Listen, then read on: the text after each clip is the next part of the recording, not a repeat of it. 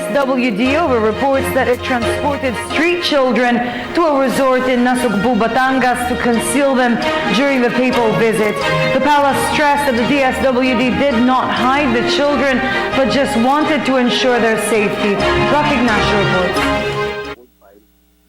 Malacanang denies rounding up street people to keep them away during the visit of Pope Francis. Reports said that the DSWD allegedly brought street children and their families to a resort in Batangas. It's not that they're being hidden. Of course, nakita ho natin yung doon sa Rojas Boulevard kung gaano siya dinumog ng tao, partly also for the safety of the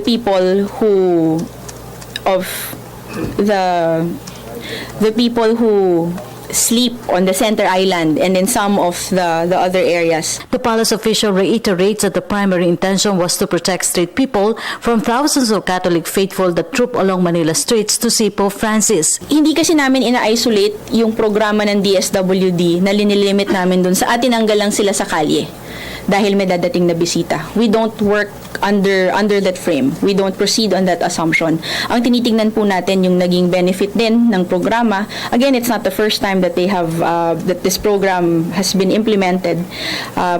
Kung tama po yung aking pagkaalala ay pangatlong batch na po ba ito. Meron ng naunang mga batch na kanilang natulungan at kung meron po tayong mga pamilyang natutulungan para makaahon at hindi na ho sila natutulog sa kalye, ay magandang bagay ho yun para naman sa pamahalaan.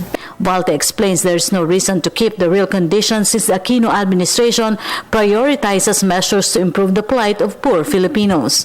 Kasi parang insulto din ho dun sa bisita pag sinabi mong pag tinago nyo, hindi na nila malalaman.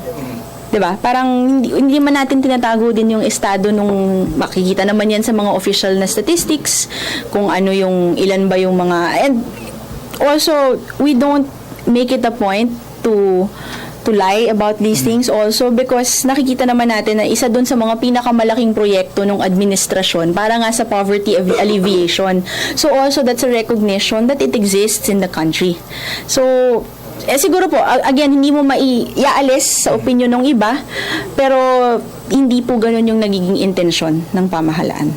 The DSWD determines if the latest batch of street people could be part of the Modified Conditional Cash Transfer Program or MCCT program of the government. Explain po ni Secretary Soliman sa hutong hakbang para matulungan din sila. Kasi katulad ho ng mga ibang batch na ginawan po nila nung ganitong programa 2 years ago. Pagkatapos po kasi silang i-evaluate doon sa programang ito, ay tinitignan kung pwede silang isama doon sa Modified CCT beneficiaries.